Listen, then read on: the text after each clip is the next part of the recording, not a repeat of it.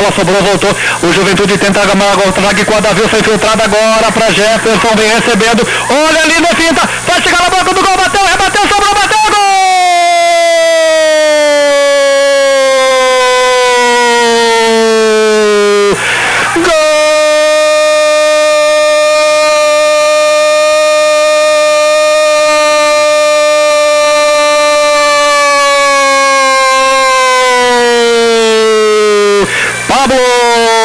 Camisa número 9, Pablo,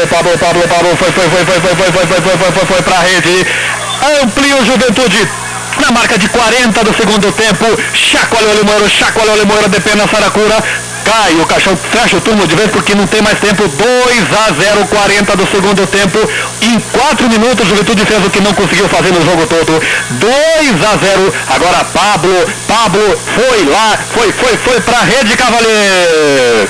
Agora, só méritos que não estava aparecendo no jogo.